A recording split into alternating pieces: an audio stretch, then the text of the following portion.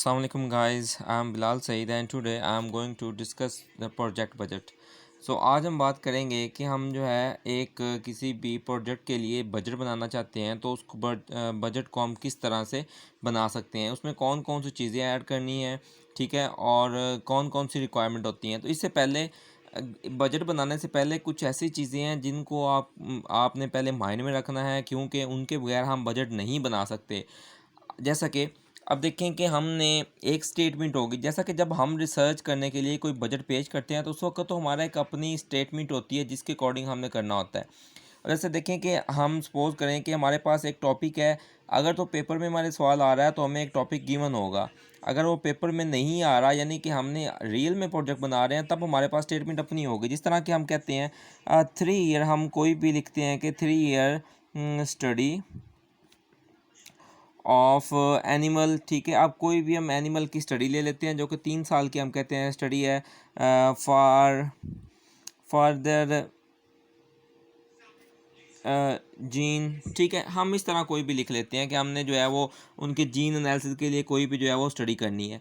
अब ये 3 साल, इस स्टेटमेंट को अगर आप देखें तो इससे आपको कुछ बातें पता चलेंगी कि हमारे जो स्टडी है वो 3 ईयर्स की है, ठीक है, और हमने जो है वो एनिमल पे करनी है और हमने जीन्स पे करनी है।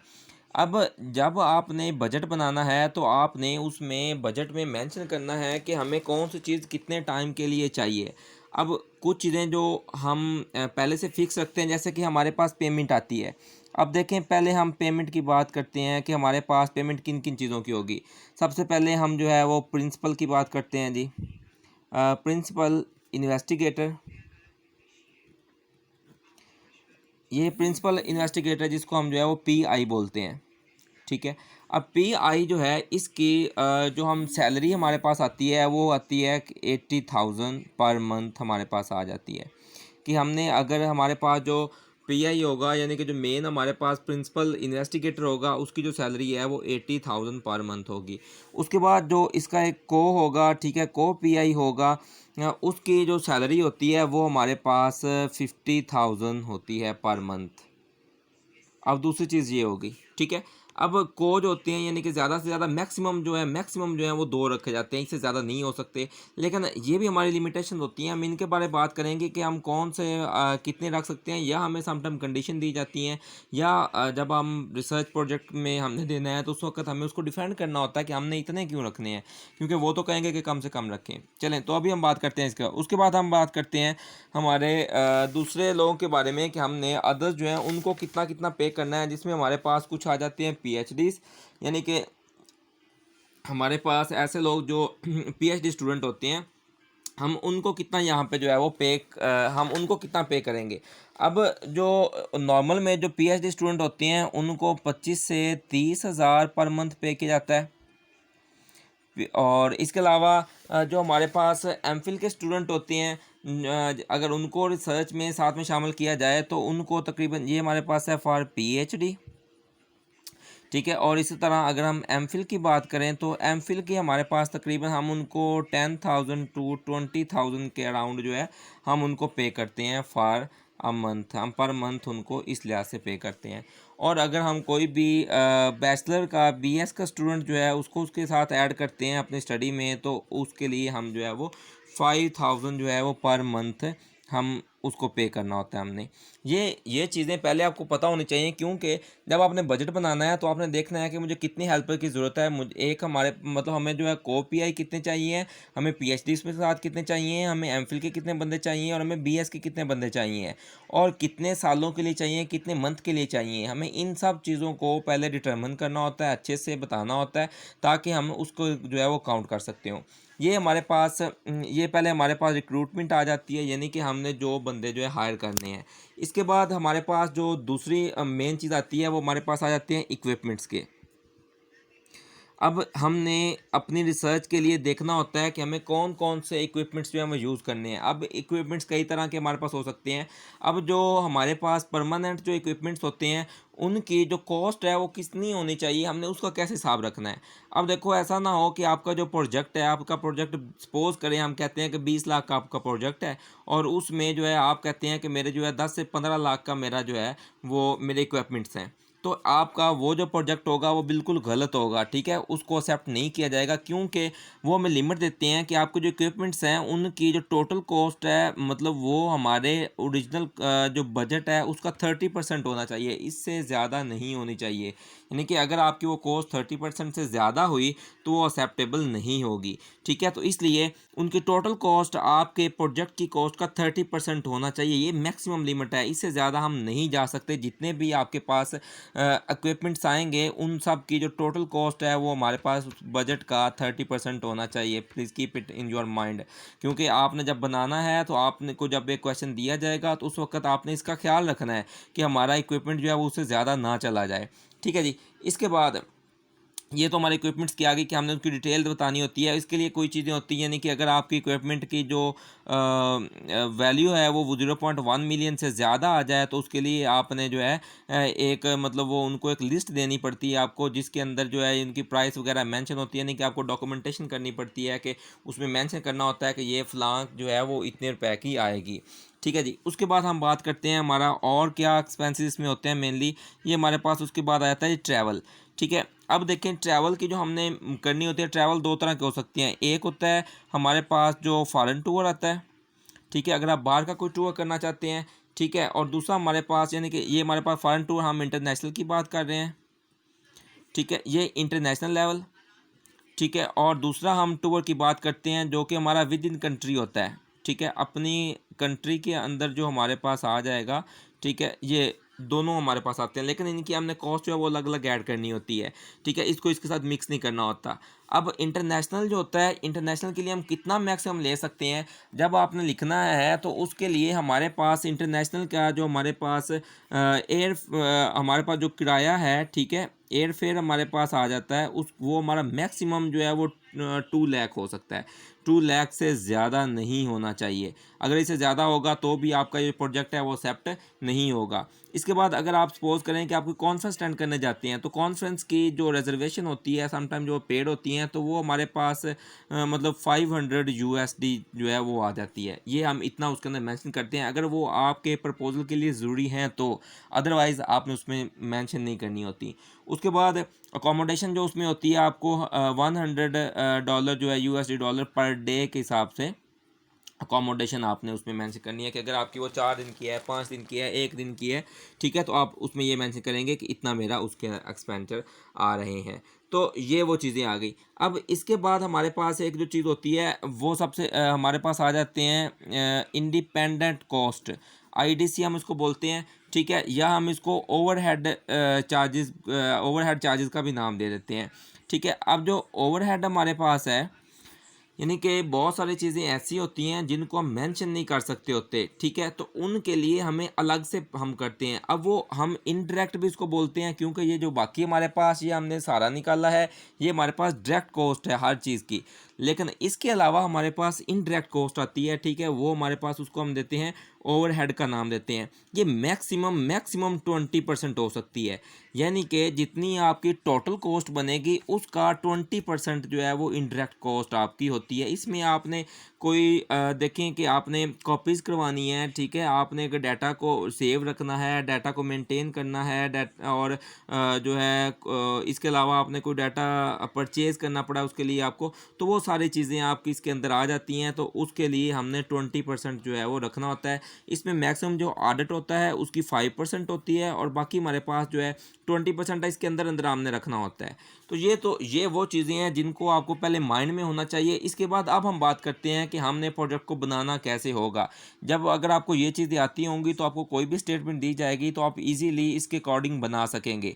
अब हमें एक अगर सपोज करें हमें एक क्वेश्चन आना है, पेपर के अंदर हमें क्वेश्चन आता है, उसमें सर हमें कंडीशन देंगे, वो हमें कहेंगे कि 2 ईयर स्टडी, ठीक है, हमें कोई भी, और उसमें हमें वो ये भी कहेंगे कि आप जो है वो 2 PhD स्टूडेंट रख सकते हैं, ठीक है, आप एक एम फिल स्टूडेंट रख सकते हैं, और इस तरह वो हमें कुछ कंडीशन ये बता देंगे। तो आप वो बताएंगे कि हमें बजट बना के दें कि आपने 2 ईयर की इस चीज़ के ऊपर स्टडी करनी है, तो आप जो है वो हमें बना के दें। तो अब हमने जब बनाना है तो हमने जो है वो किस तरह से बनाना है, हम मुख्तलिफ इसके अंदर जो है वो कॉलम्स बनाएंगे, ठीक है। पहला हम जो है वो कॉलम जो है हम बना देते हैं कि हमारे पास जो हमारे पास पीआई होगा और जो असिस्टेंट पीआई होगा। अगर हम अगर आप अपने नोट्सों के अकॉर्डिंग देखें तो हमारे जो असल में अगर आपको जो है वो उनकी कॉस्ट नहीं पता, तो फिर जितने भी ये इस्तेमाल हो रहे होते हैं, यानी कि जो शख्स होता है उसकी जो ग्रॉस सैलरी होती है उसका परसेंट जो है वो लिया जाता है। जैसा कि हमारे जो नोट्स हैं उनके अंदर जो हमें टेबल दिया गया है उसमें एक पर्सन की उन्होंने सैलरी बताई थी कि उसकी सैलरी जो है वो 106,995 है। अब इसका उन्होंने 30% लिया है। 30% इसका अगर आप निकालें, यानी कि आप इसको डिवाइड करें 100 के साथ और फिर इसको डिवाइड करें आप 30 के साथ, ठीक है, और फिर इसको सॉरी इसको 100 के साथ डिवाइड करें, 100 से डिवाइड करके फिर आप 30 के साथ मल्टीप्लाई करें तो इसका 30% आपके पास आ जाएगा। ठीक है, इसी तरह दूसरा जो हमारे पास असिस्टेंट पीआई है, को पीआई है, ठीक है, उसका भी 10% इस्तेमाल किया गया है। लेकिन अगर हमें ये नई चीज़ें पता तो फिर हम अपने इसके अकॉर्डिंग यूज़ करेंगे कि हमने उसको मैक्सिमम हम 80,000 दे सकते हैं और इसको हम 50,000 दे सकते हैं। तो हम इसके अकॉर्डिंग अपना जो है वो टेबल बनाते हैं। ठीक है, अभी हम यहाँ पे टेबल के बारे में बात करते हैं। अब देखें, हम यहाँ पे लिख देते हैं कि हमारे पास, हमें सपोज करें कि हमें 3 ईयर कहा गया है, हमें 2 ईयर कहा गया है, हमें जितना कहा गया आपने उसका ख्याल रखना है। अभी देखिए हमारे पास हम लिखेंगे हम लिखेंगे प्रिंसिपल इन्वेस्टिगेटर। ठीक है, प्रिंसिपल इन्वेस्टिगेटर की हमने कितनी कहा जी कि 80,000 है, ठीक है, पर मंथ। हम यहाँ पे मेंशन कर देंगे कि हम 80,000 पर मंथ हमारा प्रिंसिपल इन्वेस्टिगेटर का आ गया। ठीक है, ये हमारे पास जो है रिकरिंग आ जाएगा। ठीक है, ए आ गया। अब देखें कि हमने कितने मंथ के लिए ये हायर कर रहे हैं, यानी कि हमें उसके लिए कितने मंथ, यानी कि ये आप खुद हैं तो आपको कितने मंथ उसके लिए पेमेंट चाहिए। तो हम इसको 80,000 मल्टीप्लाई बाय 12 कर देंगे, यानी कि 12 मंथ की है तो ये जितनी आ जाएगी आप इसको यहाँ पे टोटल लिख देंगे। ठीक है जी, ये आपकी टोटल आ गई। इसके बाद दूसरा हमारे पास आ जाएगा कि हमारे पास जो को असिस्टेंट है, सॉरी जो को हमारे पास है प्रिंसिपल इन्वेस्टिगेटर, उसका हमारे पास कितनी हमने पे की बात की है 50,000। ठीक है, 50,000 मल्टीप्लाई बाय 12 करेंगे हम। ठीक है, अगर तो 1 साल के लिए चाहिए तो हम इसको 12 रखेंगे, यानी कि हमारी ये एक 1 ईयर के लिए, यहाँ पे हमारे पास जो है वो ईयर 1 आ जाएगा। हम मेनली हम इसको जो है वो ये सारा हमारे पास जो टोटल एक इतना ये हमारे पास बॉक्स है, ये हम ईयर 1 के लिए बात कर रहे हैं, ईयर 1। ठीक है जी, अब इसका देखें 50,000 को 12 से मल्टीप्लाई करें तो आपकी जो है वो टोटल ये आ जाएगी, यहाँ पे आपकी जो है वो टोटल आ जाएगी कि टोटल इतनी हमारे पास जो है वो को के लिए बन रही है। उसके बाद आपने जो सैलरी ऑफ स्टूडेंट की हम बात करें कि ये तो हमारे पास सैलरी थी जो हमारे पास जो है प्रिंसिपल वगैरह और दूसरे हमारे पास आ रहा है। तो इसके बाद हम स्टूडेंट की बात करते हैं। यहाँ पे हम बात कर लेते हैं पहले पीएचडी स्टूडेंट्स की। ठीक है, अब पीएचडी स्टूडेंट के लिए हमने कहा कि उसको जो है वो 30,000 तक पे करते हैं, तो आप यहाँ पे लिख लें 30 मल्टीप्लाई बाय 12। ठीक है, अब कितने बंदे आपने रखने ये हमारे पास आ गया, यानी कि पहले आप ये बता लें कि आपने कितने बंदे रखने हैं। पीएचडी बंदे आपने रखने हैं 2। ठीक है, 30 मल्टीप्लाई बाय 2 करें, ये हमारे पास आ गया, यानी कि 30,000 बाय 60,000 आ गया। 60,000 को आप मल्टीप्लाई कर लें 12 के साथ, क्योंकि हमने 1 साल के लिए रखना है तो 12 आ गया, तो हमारे पास यहाँ पे इसकी टोटल प्राइस आ जाएगी। ठीक है जी, इसके बाद हम यहाँ पे एमफिल स्टूडेंट की बात करेंगे।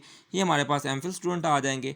एमफिल स्टूडेंट जो है उनकी हम इस तरह जितनी हमें बंदे चाहिए हम उनकी हमने 20,000 पे करना है, सपोज करें 20,000 पे कर रहे हैं क्योंकि हमारे वो होता है, तो हमने 5 बंदे रखने हैं तो हम 5 के साथ मल्टीप्लाई करके, ठीक है, ये हम जो है वो हमारे पास जो है वो 20,000 से हमारे पास 1,00,000 बन गया।